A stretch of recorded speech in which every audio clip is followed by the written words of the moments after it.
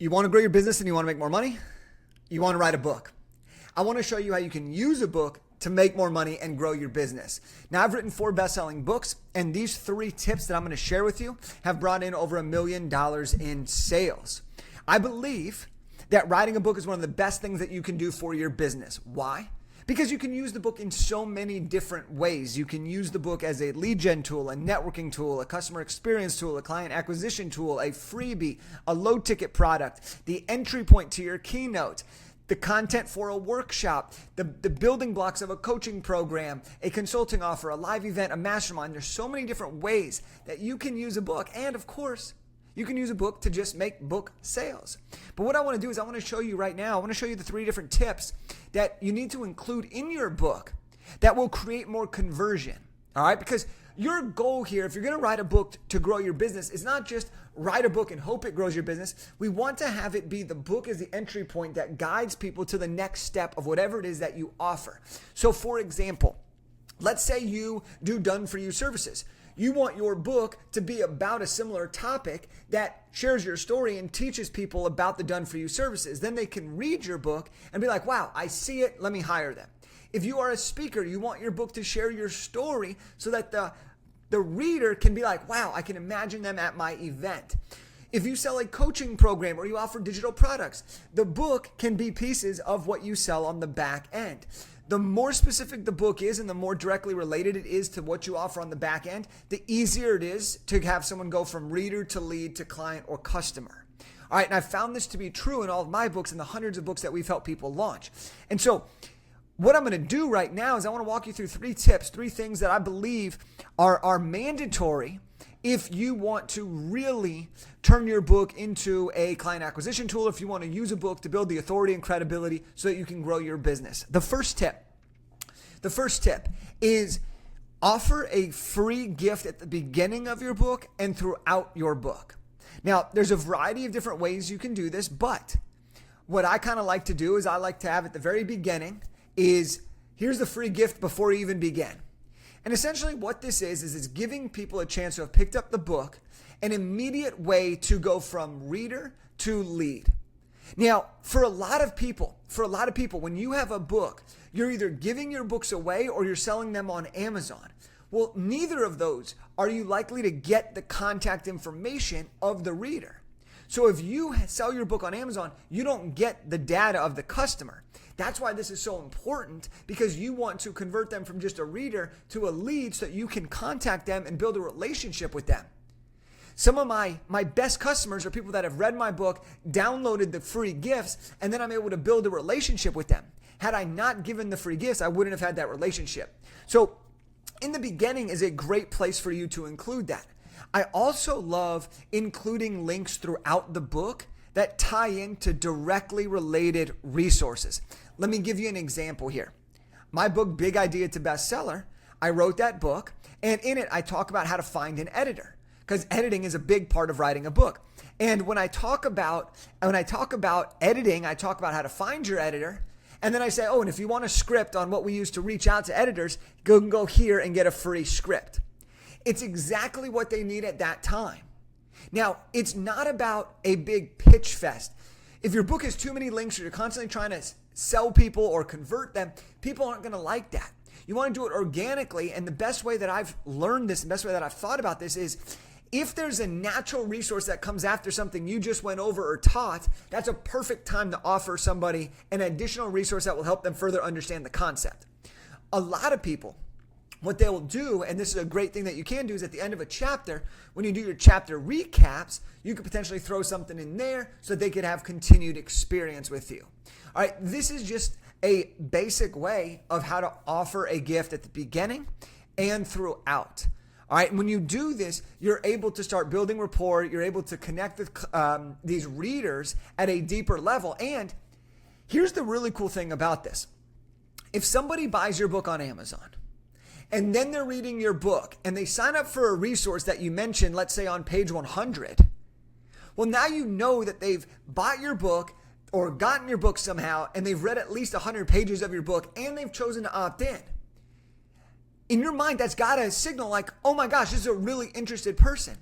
And I think that There's very few other ways where you can know that someone's that interested in what it is that you're doing.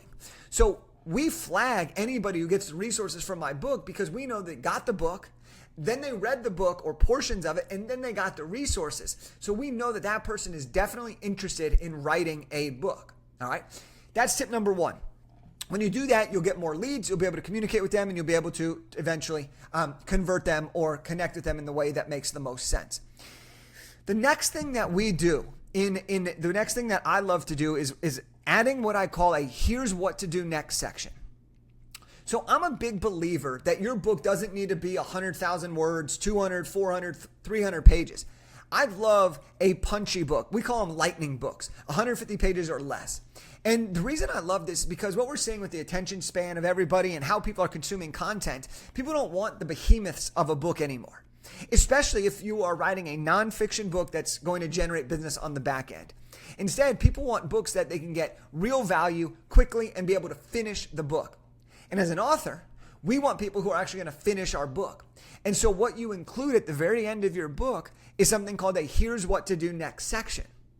And what this is it's basically a series of calls to action once someone's finished your book on what you'd encourage them to do next. Why? Well, if people finish your book, they're likely going to get results. If they get results, they're going to leave reviews. If they leave reviews, they're going to give recommendations and your book's going to spread. That's how word of mouth happens. But now, how do we make sure that when someone finishes a book, they know what else you have going on? Maybe they just found your book. Maybe they just heard of you and they were like, oh my gosh, this book's amazing. But they finished their book and then there's nothing to do. They don't know where to go next. That's why you have this. And so in the here's what to do next, it's a page, 2 pages max. You say, here's what to do next. Thanks so much for finishing my book. I hope you enjoyed it. Here's what to do next. And some of the examples could be book a call. It could be apply here. It could be buy now. It could be follow me. It could be leave a review. It could be book me to speak. It could be anything based on what do you want the outcomes to be. Now, here's the extra sauce to this piece is you want to give something for everybody's level. This is my personal belief is when someone finishes a book with me, well, maybe they finish a book, but they're at the beginning of their journey. So I want to make sure that they have a chance to connect with me further. Maybe that's on Instagram. Great. I want to convert them there. Maybe I want to give someone a chance to get the free resources again. So I lead them there. That converts them to a email or text lead. Maybe I want them, maybe they're really excited. Maybe they're advanced. They're like, I know that Jake's the guy I want to help me with my book. So I put a link to book a call or apply here or some way of getting them to take the next higher level step. And then I love speaking. So I always include something where I say, book me to speak. Okay. And what you're doing here is you're planting in the mind of your readers what you offer and what comes next. That gives them the opportunity to choose their own adventure within your ecosystem and continue on with you. Now, I don't know about you, but the reason I love this so much is because I read books all the time. When I read a book, sometimes I'll get to the end and I'm like, man, I really like this person. And then it just ends. But had they told me like where to go next to get more information or to go to their YouTube channel or something else, I would be like, oh my gosh, perfect. They would have a subscriber. They would have a customer, all of those things. So what we want to do is for a little bit of effort, 10 minutes effort, we can actually create something that can lead to more conversions. Now, the final tip that I'm going to share here is more about the meat and potatoes of the book. Because when you're using a book to grow your business, you want to make sure that your book includes 2 things. And so here's the tip. Tip number 3 is to combine your story with your expertise. All right, let's break this down. The goal of a book, if you're using it to grow your business, is to get the reader to feel that they know you as a person and that they like you, but it's also to get them to believe you are the expert that is best to help them get the result. All right. Now, if you write the book the right way, they should already start to see results just by reading the book, and then they're more inclined anyways. But the goal of the book is to get them to feel like they know you and to connect with you, and then to also feel like they believe you are the expert to get them where they want to go or to solve the problem that they have. So what you want to do is you want to share your story throughout the book. Your story is the pieces of your journey that are relevant to the reader. You don't need to include everything, but you do want to include the stories that are relevant to what this book is related to. Okay. And that's going to help you build connection and relatability with the reader. It's going to help the reader know that they're not alone, that you've gone through some of the same things that they're currently experiencing. That's how you build that trust, that likability, that relatability, and that connection. And then if you're using a book to grow your business, well, you want to actually help them start to get the result that you would have them pay for later. And so this is where you start to teach your expertise. And your expertise will lend itself to creating credibility and authority on that particular topic. And so when you do that, people are going to feel like they know you. They're also going to feel like they know that you're the person to help them. And then they're going to be more likely to hire you, to buy from you, or to connect with you at the next stage. I want to give you a couple of examples here. When I was early on in my author and speaking career, what I did was I'd written my book. It was Elevate Your Network. And what I noticed that I gave it away to decision makers. And decision makers were actually willing to hire me before they saw me live. Why? They were willing to do that because they had just read my book for a couple of hours and they felt that they knew my personality and they felt that the content that I was sharing in the book was exactly what they wanted to hire a speaker for. So instead of needing to see me in real time, give a keynote or give a workshop, they were like, Jake, we believe you're the person to talk on this topic. You're the expert. You wrote the book on it. And we like your personality that we got from the book. I can only imagine what it's like on stage. So that was how I shortcut the line and was able to get speaking gigs so much faster. Fast forward. In my book, Big Idea to Bestseller, I break down stories, I break down testimonials, I break down expertise, we teach. And what we find is that people read the book, and I'll give you a specific example. Someone read the book. She was so excited about the book. She's like, I like you. I like what you stand for. How do I work with you? And I asked a couple of quick follow-up questions just to understand could we even help her? What was the best situation? And fast forward, that was a $20,000 client. No sales call.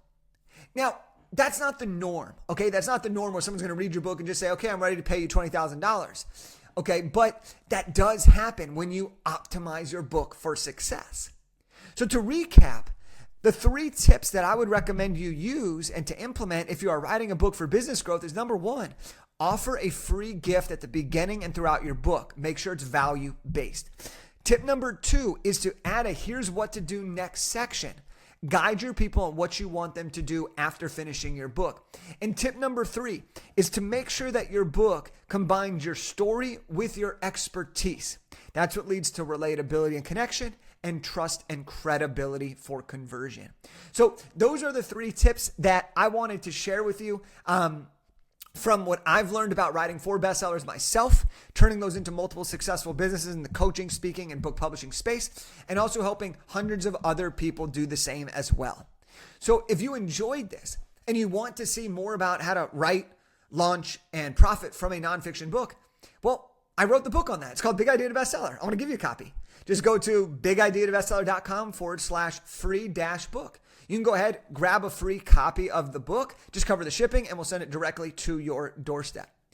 If you, though, are someone's like, man, I am really ready to get this book going, but I need a little bit of guidance and help, then book a demo with our team, and we'll walk through where you're at, what you want to do with this book, and we'll create a game plan step by step for you. And to do that, it's free. You just go to bigideabestseller.com/call. Hop on the call with me or my team, and we'll take care of you and help you get this thing started. So there you have it. The 3 tips that I would encourage you to implement if you are looking to turn your book into a business tool. Talk to you next time.